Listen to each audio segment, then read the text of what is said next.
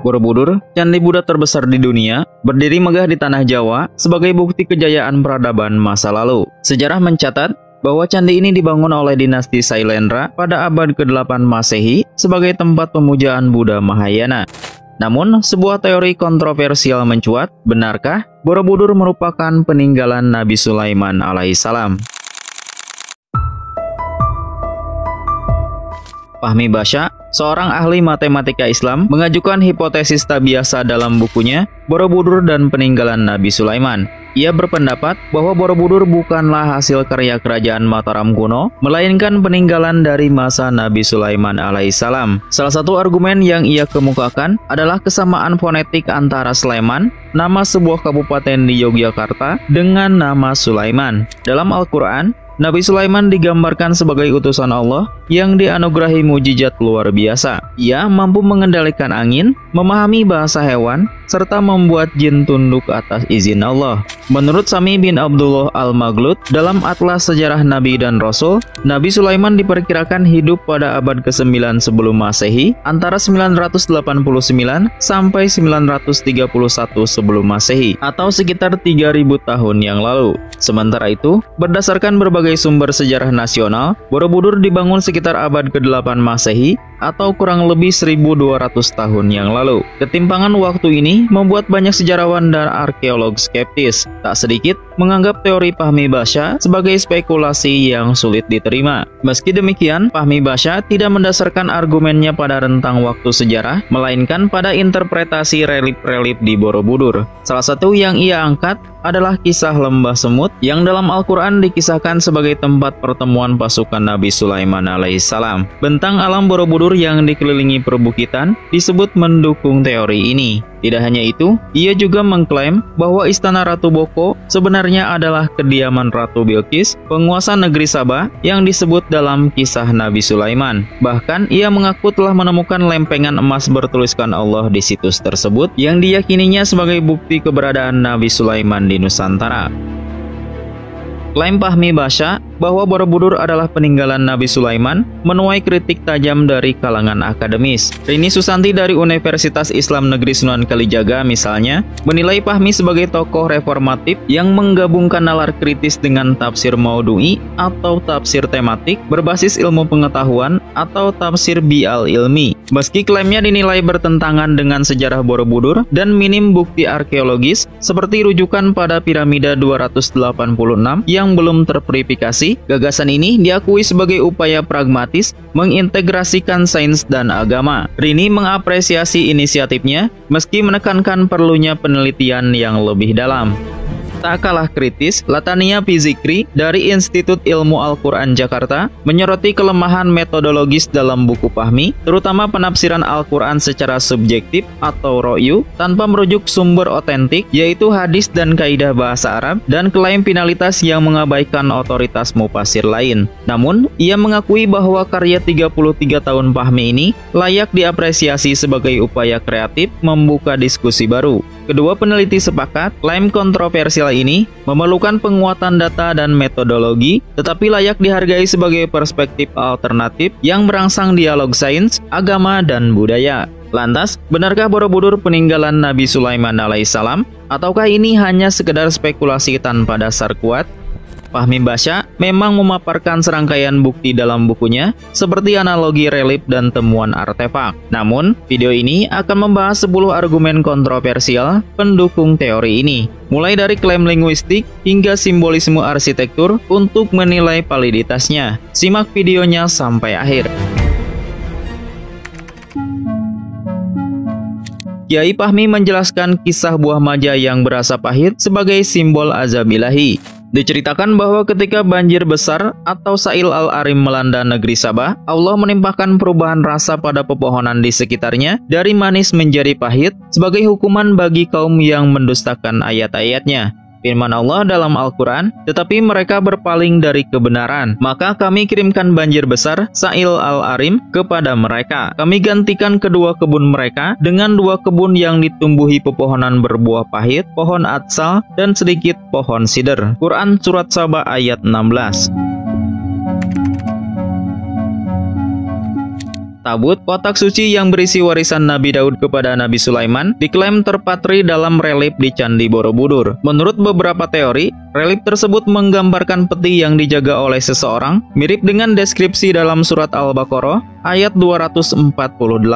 Konon, tabut ini menyimpan benda-benda sakral, termasuk kitab Zabur, Taurat, dan tongkat Nabi Musa. Keberadaannya diyakini membawa ketenangan bagi umat yang memilikinya. Menariknya, teori ini menghubungkan keberadaan tabut dengan salah satu relief di Borobudur yang dianggap sebagai representasi visual dari kitab suci tersebut. Dan nabi mereka mengatakan kepada mereka, sesungguhnya tanda ia akan menjadi raja ialah kembalinya tabut kepadamu. Di dalamnya terdapat ketenangan dari Tuhanmu dan sisa dari peninggalan keluarga Musa dan keluarga Harun. Tabut itu dibawa malaikat. Sesungguhnya pada yang demikian itu terdapat tanda bagimu jika kamu orang yang beriman. Quran Surat Al-Baqarah ayat 248.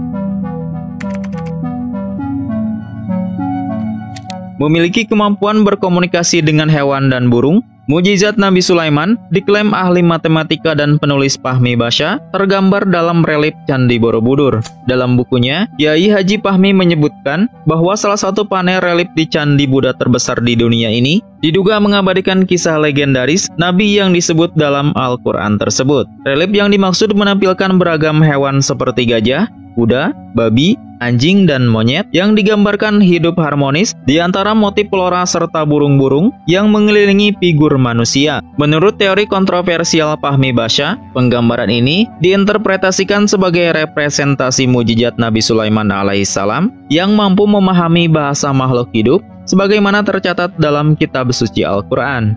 Meski belum mendapat dukungan akademis arkeologis, teori ini menarik perhatian sebagai upaya penafsiran simbol-simbol Borobudur melalui perspektif lintas agama. Candi yang dibangun pada abad ke-9 Masehi ini memang dikenal kaya akan relief bernuansa alegoris, meski umumnya dikaitkan dengan ajaran Buddha dan kisah Jataka. Kiai Fahmi Basya mengklaim adanya patung belum selesai atau unfinished di Candi Borobudur yang dinamai Unfinished Solomon. Menurutnya, patung ini terkait dengan kisah Nabi Sulaiman dalam Al-Quran, khususnya surat Saba ayat ke-14 yang mengisahkan para jin yang berhenti bekerja saat menyadari kematian sang Nabi. Dalam tafsir surah Saba ayat ke-14, dijelaskan bahwa Nabi Sulaiman wafat dalam keadaan masih bersandar pada tongkatnya. Tubuhnya tetap tegak hingga rayap menggerogoti tongkat tersebut, membuatnya roboh dan mengungkap kematiannya. Saat itu, para jin yang selama ini diperintah untuk melanjutkan pekerjaan dan pembangunan langsung menghentikan aktivitas mereka karena sadar sang nabi telah tiada. Fahmi Basya menghubungkan kisah ini dengan salah satu patung di Borobudur yang terlihat belum rampung pengerjaannya. Ia menduga patung tersebut merepresentasikan pekerjaan yang tertunda sebagaimana disebut dalam ayat Al-Quran, sehingga dinamai Unfinished Solomon. Teori ini ia kemukakan sebagai bagian dari penafsiran bahwa Borobudur memiliki kaitan simbolis dengan tradisi Islam.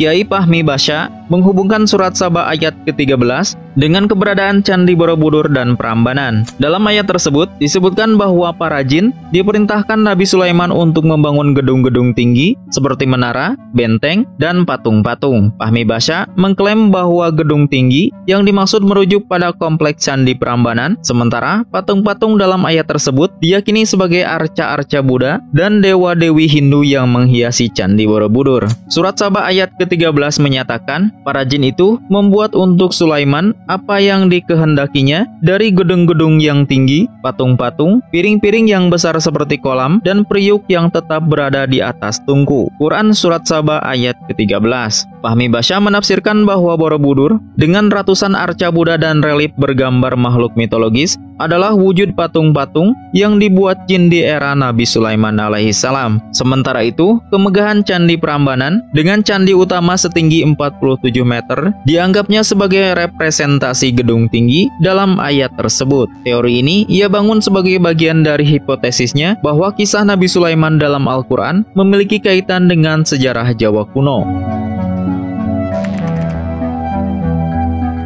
Dalam kisah Nabi Sulaiman diceritakan, ada seorang ratu yang memerintah negeri Saba di mana rakyatnya menyembah matahari. Menurut Kiai Fahmi, Saba artinya berkumpul atau tempat berkumpul. Burung hudhud yang berkeliling diperintahkan Nabi Sulaiman tidak mengetahui tentang Saba karena burung tidak mengetahui nama daerah itu. Menurutnya, jangankan burung, manusia saja ketika berada di atas pesawat tidak akan tahu nama sebuah kota atau negeri. Kiai Fahmi mengklaim tempat berkumpul Ratu Saba itu adalah Candi Ratu Boko yang jaraknya sekitar 36 km dari Candi Borobudur. Jarak ini juga memungkinkan burung menempuh perjalanan dalam sekali terbang. Kiai Fahmi Basya melalui pendekatan etimologis dan simbolis meyakini bahwa negeri Saba yang disebut dalam Al-Quran terletak di Indonesia, tepatnya di wilayah Wonosobo, Jawa Tengah. Ia merujuk pada surat Saba ayat ke-15 yang menggambarkan negeri itu sebagai daerah subur dengan pepohonan rimbun. Sungguh bagi kaum Saba ada tanda kekuasaan Allah di tempat kediaman mereka, yaitu 2 buah kebun di sebelah kanan dan kiri. Kepada mereka dikatakan, makanlah rezeki yang diberikan Tuhanmu dan bersyukurlah kepadanya. Negerimu adalah negeri yang baik dan Tuhanmu adalah Tuhan yang Maha Pengampun. Quran Surat Saba ayat 15. Fahmi Basya menghubungkan kata Wonosobo dengan frasa Wana Saba. Dalam bahasa Jawa kuno, Wana berarti hutan atau kebun, sementara Saba bisa merujuk pada tempat berkumpul atau pertemuan. Ia mengasosiasikan ini dengan deskripsi Al-Quran tentang Saba yang hijau dan produktif. Menurutnya, perubahan bunyi dari Saba menjadi Sobo merupakan adaptasi linguistik alami seiring waktu. Dengan demikian, Wana Saba atau hutan Saba diyakini menjadi cikal bakal Wonosobo. Kiai Fahmi Basya mengaitkan Candi Ratu Boko, situs arkeologi di Yogyakarta, dengan kisah Nabi Sulaiman dan Ratu Saba atau Ratu Bilqis dalam Al-Quran. Dalam surah Saba ayat ke-16 disebutkan bahwa Allah menggantikan kebun-kebun kaum Saba dengan kebun yang menghasilkan buah yang pahit, pohon atsal, dan sedikit pohon sidr atau sidrin kolil. Fahmi Basya menafsirkan sedikit pohon sidri atau sidrin kolil sebagai metafora bangunan yang tersisa sedikit dan mengklaim hal ini merujuk pada Candi Ratu Boko yang hanya menyisakan sebagian struktur termasuk beberapa stupa yang belum lengkap. Menurut Fahmi Basya, ketidaklengkapan struktur Candi Ratu Boko mencerminkan kutukan dalam Quran Surat Saba ayat 16 akibat pengingkaran kaum Saba. Lebih jauh, ia menyatakan bahwa situs ini adalah istana Ratu Saba yang dipindahkan atas perintah Nabi Sulaiman sebagai bentuk hukuman. Ini membuktikan bahwa istana Ratu Boko adalah istana Ratu Saba yang dipindahkan atas perintah Nabi Sulaiman, tegasnya dalam salah satu publikasinya.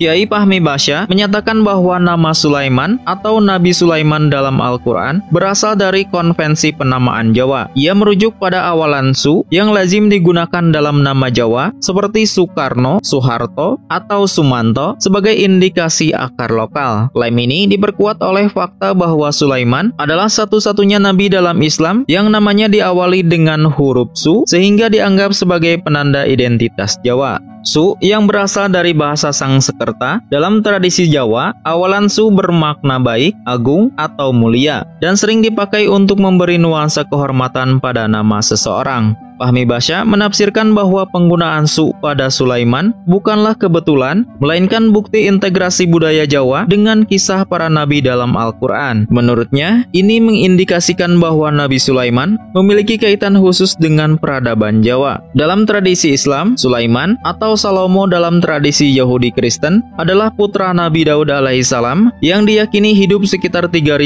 tahun lalu di wilayah Palestina. Mengutip Wikipedia, nama Sulaiman berasal dari kata kerja salima yaslamu yang berarti menyelamatkan, mendamaikan, atau mensejahterakan. Para ulama dan sejarawan umumnya sepakat bahwa nama ini tidak memiliki hubungan etimologis dengan bahasa Jawa, meski fonem Su secara kebetulan mirip.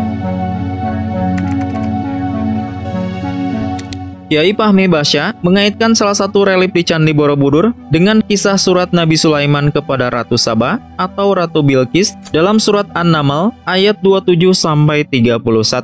Dalam ayat tersebut, burung hudhud bertugas menyampaikan surat yang berisi ajakan Nabi Sulaiman alaihissalam kepada Ratu Bilqis dan rakyatnya untuk meninggalkan penyembahan matahari dan beralih kepada tauhid. Fahmi Basya meyakini bahwa relief tersebut menggambarkan momen penyerahan surat tersebut. Ia menambahkan klaim bahwa surat itu ditulis di atas lempengan emas, simbol kekayaan Nabi Sulaiman, yang konon ditemukan di kompleks Candi Ratu Boko, Yogyakarta. Dalam Al-Quran, Ratu Bilqis berseru, "Berkatalah dia Bilqis, wahai para pembesar, sesungguhnya telah dijatuhkan kepadaku sebuah surat yang mulia. Surat itu dari Sulaiman yang berbunyi, dengan nama Allah yang Maha Pengasih, Maha Penyayang." Quran Surat An-Naml ayat 29-30. Menurut Fahmi Basya, bukti fisik dari kisah ini justru ditemukan di Indonesia, bukan di Yaman yang merupakan lokasi historis kerajaan Sabah. Ia merujuk pada temuan lempengan emas bertuliskan Bismillahirrohmanirrohim di Istana Ratu Boko. Temuan ini dianggapnya sebagai penanda korespondensi antara Nabi Sulaiman dan Ratu Bilqis, sekaligus menjadi dasar klaim hubungan antara Candi Ratu Boko dengan narasi Sabah versinya. Sementara itu, di Yaman sendiri, tempat kisah ini secara tradisional diyakini terjadi, belum ditemukan bukti serupa.